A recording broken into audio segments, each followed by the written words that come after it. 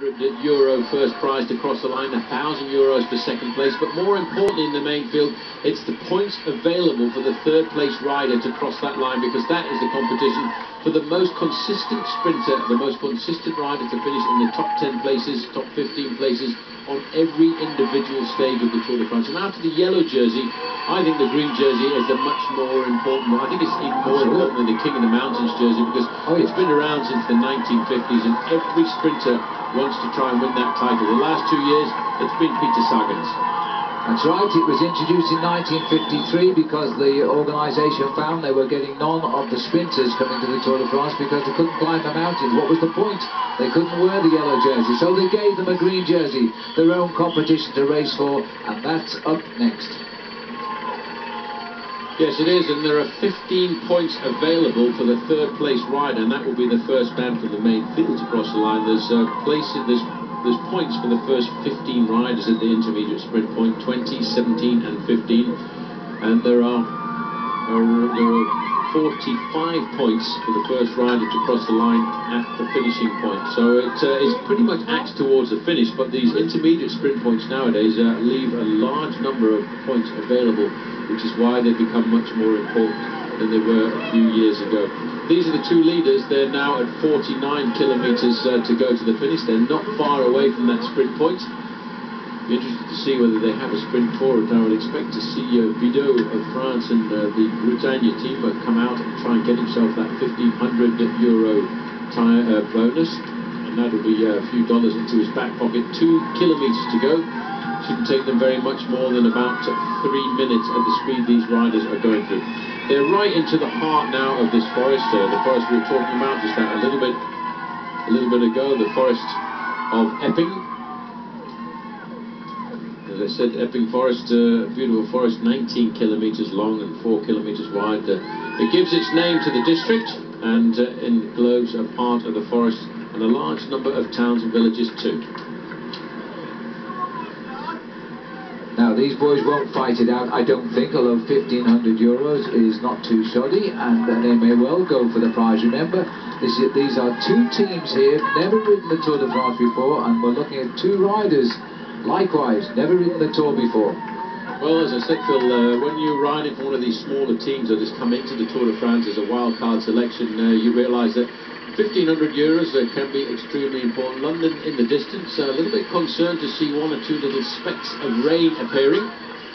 The green jersey, well, Peter Sagan is walking all over that currently. He's got 69 points to Brian Coquard's 47. Marcel Kittel has only scored points once, but there, as you can see, 45 points for the win. He's more concerned about getting individual stage victories, I think, than these intermediate sprint points. Yeah, so he's not going to lose his green jersey, is he, on this particular sprint? But if the riders stay consistent, he could lose it on the final sprint of the day into the finish in the Mall.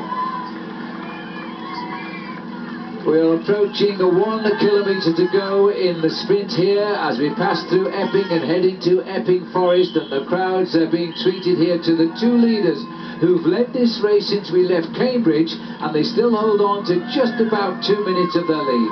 Yes, a little bit of dampness coming down now. You can see a slight difference in the main field. This is the organisation of the sprinters coming forward. You can see the lime green jerseys there of Cannondale. That's the team of Peter Sagan. On the other side, you've got the fluorescent yellow. That's Alberto Contador's team. He's just riding at the front.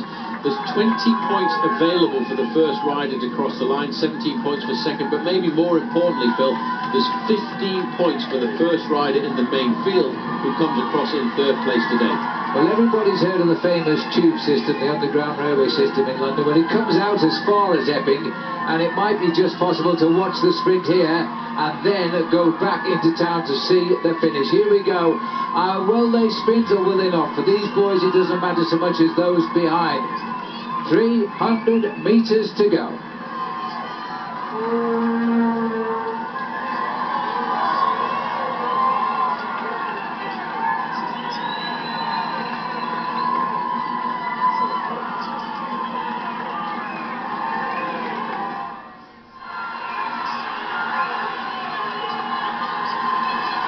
Here we go, Bidot is going to go for it. He wants the €1,500. He's just flicked Jan Barter for it.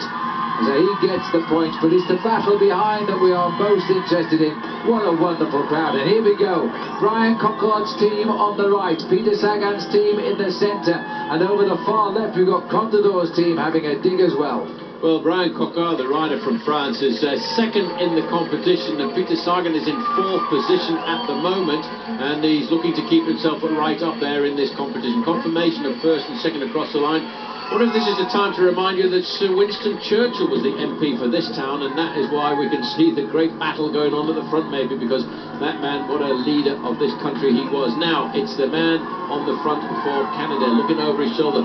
Where is my man Peter Sagan? That's why we're fighting here. Europe car in the darker green jerseys, they are trying to get Brian Cockard, and look at the acceleration coming on the right-hand side from the French team Europe car. Oh, Europe car has sorted themselves out. They're taking on Sagan's team here. The last man is Cockard. Cockard's making a bid now. Peter Sagan is second wheel awaiting. It's going to be very, very close. And now Peter Sagan goes. Cockard comes. Cockard is really very, very fast indeed. He's a cheeky sprinter. He rides like Mark Cavendish used to ride. He looks them in the eye and says, well, I'm going to win. And he has. Well, that is great to see for France. It's not only Brian Cockard of France who is the new sprinter on the block. Look at the French national champion up there as well in the red, white and blue. France have got a lot of young names coming up through the ranks at the moment, all very young as well. Cockard has got this very, very easily. Look at him looking over his shoulder. His style there is very resemblant of Thomas Vogel, the way he looks back. As you said, Phil, very, very cheeky as he looks back to Peter Sagan, who crosses the line in second. They've reduced the gap a fraction, but Sagan, as always, consistent. He's only gained a point on Peter Sagan, so there's no problem there. There we are, Peter Sagan there. He's still in green, whatever you think of the result. Yep, there, by the way, on the right-hand side, that is a very well-known Victorian water tower here in Epping. It's a Grade 2 listed building, and it dates back to 1872. It's 90 feet high, and amazing to think that you can make a piece of architecture out of a water tower. But of course, as I said just a little bit before the sprint started, this town is famous for the fact that Sir Winston Churchill himself was the MP for this town. In fact, one of the other famous people to live in town here, of course, include the great musician of the Faces, going back to the time when I was a kid anyway, Rod Stewart. Calm now, but look what that little acceleration just over a few kilometres has done to the gap.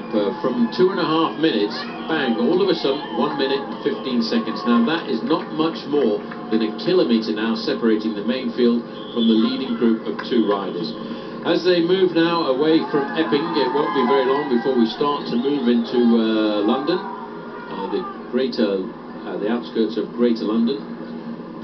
So the next town on the horizon in a couple of kilometres' time should be Woodford, which is just about bordering North London.